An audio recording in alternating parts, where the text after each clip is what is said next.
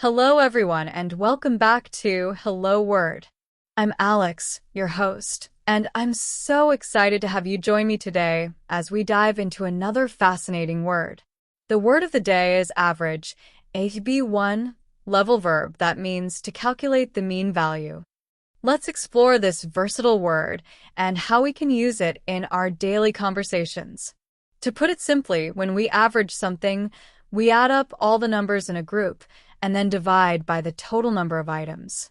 For example, if you want to find the average of 3 test scores, 80, 90, and 70, you would add them together to get 240 and then divide by 3, giving you an average score of 80. Now, let's look at a few synonyms for average and how they work in sentences.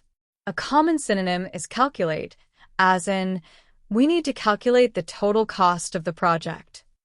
Another is determine, like in you can determine the weekly expenses by averaging the daily costs.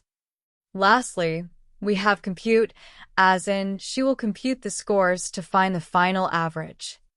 On the flip side, some antonyms of average include words like ignore, as in he chose to ignore the numbers altogether, and exclude, such as in they decided to exclude certain results from the calculation. These words highlight the contrast between actively finding the average and disregarding the data. Let's talk about how to use average in everyday life. You might say, on average, I spend about 30 minutes commuting to work, or we need to average the results of all the surveys to get a better understanding. It's a useful word in discussions about numbers, statistics, and even everyday routines.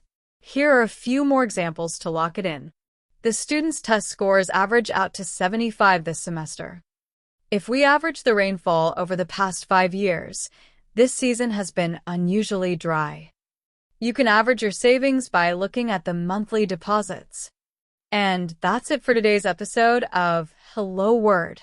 We've unpacked the meaning of average, explored its synonyms and antonyms, and looked at plenty of ways to use it in context. Thank you for tuning in and learning with me. Don't forget to subscribe to the podcast and leave us a review. It really helps others discover the show. I'd also love for you to create your own sentence using average and share it with us in the comments. Until next time, keep practicing, keep learning, and I'll see you back here on Hello Word.